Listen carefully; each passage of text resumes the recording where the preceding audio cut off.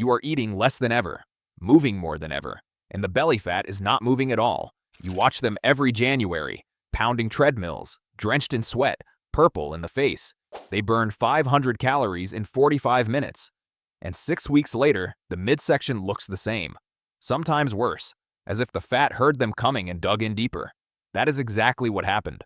The harder they pushed, the tighter their body locked the fat in place. Not because they were lazy, not because they lacked discipline, because every high-intensity session triggered a chemical guard to stand in front of the fat stores and block the exit. That guard has a name: cortisol, the stress hormone. When cortisol is high, visceral fat does not leave. It accumulates. Every sprint, every gasping breath, well, every moment your body believes it is under attack, the lock gets tighter. You do not have a willpower problem. You have a signaling problem. You have been sending your body the wrong message, more danger, and wondering why it refuses to release its emergency reserves. There is a way past the guard, without triggering the alarm. It is not running. It is not HIIT. It is walking. But walking with 5 specific layers, each one designed to shut down a different mechanism, holding your belly fat hostage. The last layer has nothing to do with your legs. But before the layers, you need to understand the one mistake that makes belly fat biologically impossible to lose. It starts with which fuel your body chooses to burn. Your body runs on 2 fuel tanks. The red tank holds sugar, glucose, fast, volatile, easy to rip open in seconds. The yellow tank holds fat, stored lipids, dense, slow burning, efficient. But the tap on this tank turns slowly. It needs time, it needs oxygen, and it needs one critical condition: calm. The body never drains both tanks equally. It picks one. And the way you move decides which one gets opened. When you run hard, your heart rate spikes. Your breathing becomes desperate. Your body reads this as one thing: emergency. It does not matter that you are on a treadmill in an air-conditioned gym. The physiology is ancient. Fast heart rate equals danger. Danger equals need energy now. Fat is too slow. The body rips open the red tank, burns through the sugar. And when the sugar runs out, it does not touch the yellow tank. It sends cortisol to break down your muscle tissue and convert it into more sugar. Your body would rather eat its own muscle than open the fat stores during a perceived emergency. You finish the run, exhausted, starving.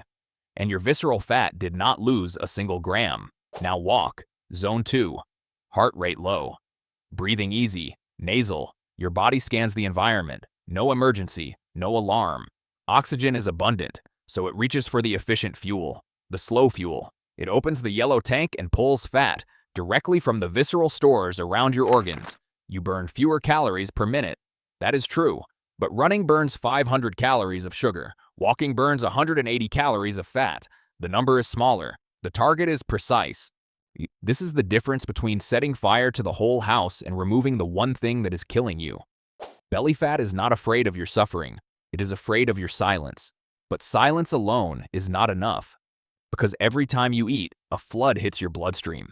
And if the wrong door is open, that flood goes straight to your gut. Every single meal triggers it. Glucose pours into the blood. And in the next 60 seconds, your body makes a decision that determines whether that glucose becomes energy or belly fat. Normally, insulin shows up like a key.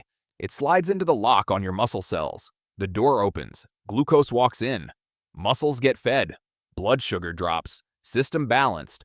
But if you carry visceral fat, there is a high chance that lock is rusted. The key goes in.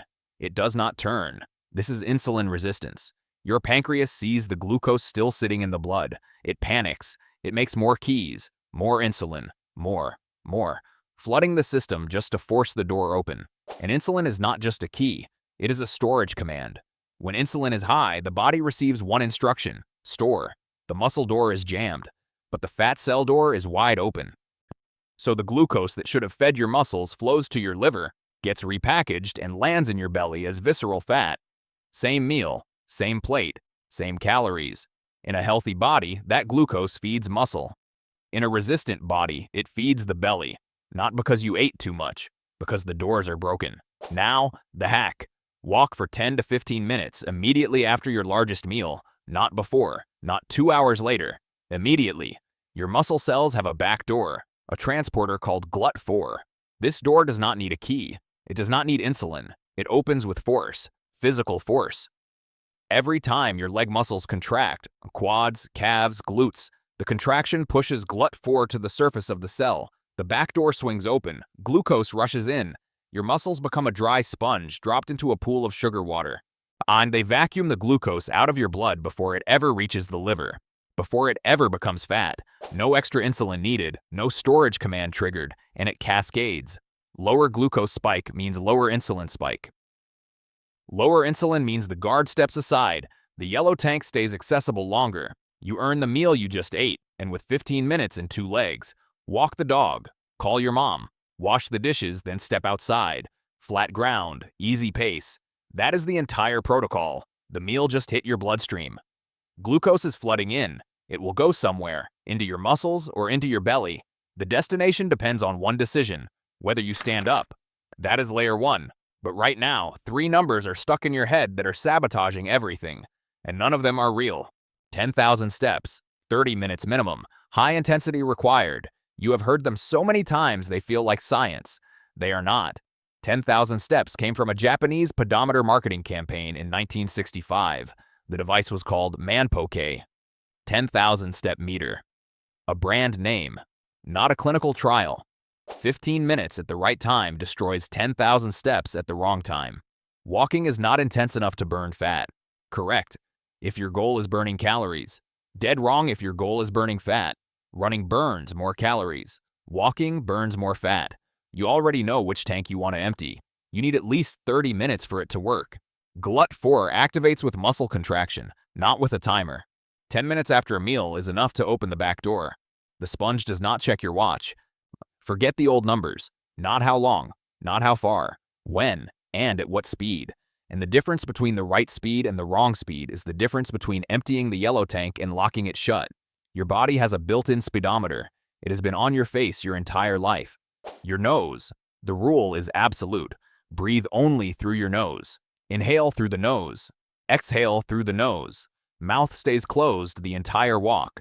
If you feel the desperate urge to open your mouth and gasp, you have crossed the line. You left the fat-burning zone. You entered the sugar-burning zone. Cortisol is rising. The guard is waking up. Slow down, immediately. Slow down until the nose is enough. That is your zone. Think of your nose as a pressure valve on a boiler. When the system runs at the right pressure, the valve releases steam in a steady, quiet hiss. Everything burns clean. But when pressure climbs too high, when you walk too fast, the valve cannot keep up. You want to blow the lid open. That urge to open your mouth is the red light. The boiler is overheating. Pull back the flame. Let the valve do its job. But nasal breathing is not just a speedometer. It changes the chemistry inside your blood. When you breathe through your nose, you retain slightly more carbon dioxide. This sounds dangerous. It is the opposite. Your red blood cells carry oxygen, but they hold on to it. Hemoglobin grips oxygen tightly, unless carbon dioxide is present. CO2 is the release signal. It tells hemoglobin to let go, to drop the oxygen into the cell, into the mitochondria, where fat gets burned. This is the Bohr effect. More CO2 means better oxygen delivery. Better delivery means more efficient fat oxidation. Mouth breathing does the opposite. It dumps CO2 too fast. Hemoglobin never gets the release signal. It holds on to oxygen. Your blood is full of oxygen that your cells cannot use. You are breathing more and getting less. The deeper you gasp, and the less fuel your mitochondria receive. Breathe less. Burn more. The paradox is real. One more layer. Nasal breathing releases nitric oxide in the sinuses. This molecule dilates your blood vessels, lowers blood pressure, and sends a direct signal to the parasympathetic nervous system, the calm branch. Your brain receives the message, safe. Cortisol drops. The guard puts down his weapon. You are burning fat and telling your brain you are at peace. Same breath, same step. The first time you try this, you will want to open your mouth within 3 minutes. Normal. It means you are walking too fast. Slow down until it feels embarrassingly easy. That is the speed. That is where fat dies. Your body knows exactly what to burn, the moment you stop screaming at it. 2 layers in, timing and intensity dialed. The system works. For about 3 weeks. Then your body does what evolution designed it to do. It adapts. And the fat loss stalls. Unless you change one variable your muscles are not expecting. Get a backpack. Fill it with 2 liters of water, a couple of books, whatever you have, 5 to 10 pounds. Put it on and walk your normal route. This is rucking. It comes from military training, but we are not training for combat. We are training the metabolism. That small weight does something the body does not expect. It tilts the road, not literally but physiologically. Your flat sidewalk now feels like a 5-degree incline, not steep enough to make you gasp. The nose still works, but steep enough that muscles you forgot about start waking up. Your core tightens to stabilize the load. Your lower back engages. Your glutes fire harder. A lower body activity just became a full body event. Caloric burn jumps 20 to 30%. Heart rate stays in zone 2. The nose stays sufficient. But every muscle fiber is working harder to move the same distance. And deeper. Your bones feel the load. When bones bear weight, they release a hormone called osteocalcin. This is not a minor player. Osteocalcin travels directly to your pancreas and improves insulin secretion. It travels to your fat cells and tells them to release stored energy. Your skeleton is sending a command to your belly fat. No middleman. Mechanical force translated into a hormonal order. The cost is zero. A water bottle you already own. A backpack from your closet. Start at 2 kilograms. Add half a kilogram each week. If the nose still works, the weight is right.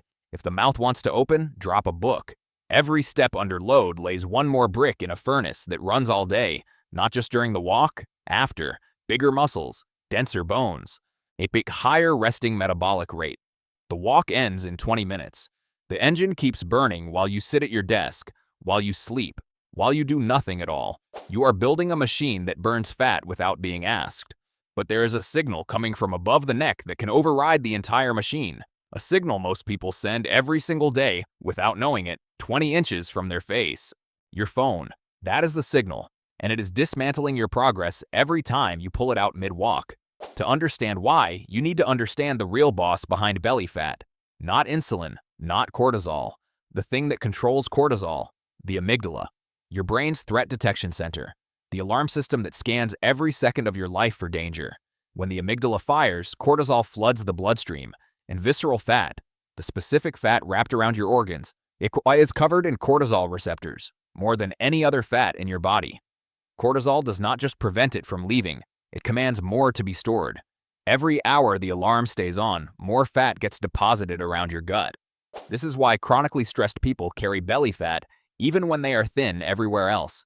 The arms are lean, the legs are lean, the belly grows. The amygdala never stopped screaming. You can time your walks, breathe through your nose, carry a loaded pack, but if the alarm is still blaring, you are mopping water while the faucet runs. This layer turns off the faucet. When you look at your phone, your eyes narrow. Pupils lock onto a small, bright rectangle. This is foveal vision, tunnel vision, the same visual mode your ancestors used to lock onto a predator. Your brain cannot tell the difference between a phone screen and a threat. The amygdala fires, cortisol rises. You are walking for fat loss while chemically commanding fat storage. Same steps, opposite signal. Put the phone in your pocket. Lift your eyes. Look at the horizon. Let your gaze soften. Let the edges of your vision open. Trees passing on your left, sidewalk moving beneath you, sky widening above. This is panoramic vision. When you move forward through space while your eyes take in the full visual field, objects flow past you in your peripheral vision. Neuroscience calls this optic flow. That pattern sends a direct signal to the amygdala. Shut down. Cortisol recedes. Anxiety falls. Not after an hour of meditation. Within minutes of forward movement with panoramic gaze. One of the strongest non-pharmaceutical interventions for lowering baseline stress ever measured. Let that land. Every walk where your hand holds a phone, you burn fat with your legs and store fat with your eyes. Same 20 minutes. Two opposite outcomes decided by where you point your face. This layer does not use your legs. It uses your eyes. 4 layers, muscles, hormones, bones, brain, all aligned. But there is a 20-minute window every morning where all 4 hit harder, much harder, and it closes the moment you eat. When you wake up, insulin is at its lowest point in 24 hours. Your liver spent the night burning through glycogen to keep your brain alive. The reserves are partially drained. Cortisol is high, but this is not stress cortisol. This is wake-up cortisol, mobilization cortisol, the body's natural way of saying, get up, move, find fuel. For once, the guard is on your side, unlocking energy instead of locking it away. The fat stores are open. Insulin has not clocked in yet. The yellow tank has no protection, no lock, no key needed, no backdoor required, just movement. 20 minutes, before breakfast, outside. Free fatty acids flood into the bloodstream almost immediately. The fat that would take 45 minutes to access after lunch is available in minutes because there is no insulin wall to climb over. The body reaches for the yellow tank first because the red tank is already half empty from the night, but the walk is only half the hack. The other half is light. Morning sunlight enters your eyes and hits a cluster of cells behind the retina. These cells talk directly to the suprachiasmatic nucleus, your master clock, the clock that controls when every hormone rises and falls. When this clock gets morning light, it anchors cortisol to the morning where it belongs. High at dawn, low at night. Melatonin follows the inverse. You sleep deeper, and deep sleep is when insulin sensitivity resets. The domino chain is the longest in this video. Morning walk, light hits eyes, master clock resets, cortisol peaks correctly, melatonin releases on time, sleep deepens tonight, insulin sensitivity improves tomorrow, fat burns easier tomorrow morning. The loop feeds itself. Now the reverse. One bad night. Insulin resistance increases the next day. Same meal, higher spike, more storage, more belly fat, more cortisol at night, worse sleep. The spiral tightens downward. 2 spirals, 1 body. The direction is chosen before 7 in the morning. Every morning you walk before eating, you are not burning fat today. You are rewriting the code that determines how easily your body burns fat tomorrow, and the day after, and every day that follows. You are not exercising, you are programming. 5 layers, 1 walk, and your body will never process fat the same way again. 5 layers, 1 action, walking. After your largest meal, stand up, 15 minutes. Glut4 opens the back door. Glucose floods into muscle instead of liver. The storage command never fires. You cleared the blood. Close your mouth, nose only. CO2 rises just enough. Hemoglobin releases oxygen. Fat oxidation accelerates. The guard stays asleep. You locked in the zone. Put on the backpack. The invisible incline. Bones bear the load. Osteocalcin flows to the pancreas, to the fat cells. A direct order from your skeleton. You built the engine. Lift your eyes. Phone disappears. Optic flow hits the amygdala. The alarm shuts down. The faucet that filled your belly for years begins to close. You cut the signal. Morning. Before breakfast. The yellow tank is unguarded. Light enters the eyes. The master clock resets. The spiral climbs upward. You reprogrammed the loop. Each layer alone is useful. All 5 stacked is a system that does not ask you to suffer. It asks you to align. You are not someone trying to lose weight. You are someone who understands how the machine works. You know which tank to drain, which door to open, what the guard fears. You do not exercise. You issue commands. Your body does not want to hold this fat. It never did. It was responding to danger signals you sent without knowing. The pounding heart, the gasping breath, the phone in your face. Every signal said emergency, and the body did exactly what it was designed to do. It held on. Stop sending the wrong signal. It will let go. Tonight after dinner, stand up. 15 minutes. Close your mouth. Leave the phone behind. Look at the horizon. Tomorrow morning before you eat, step outside.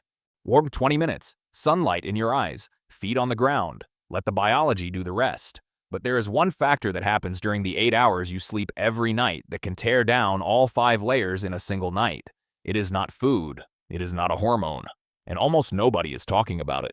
Welcome to Slim Sensei, where simple science meets smarter fat loss.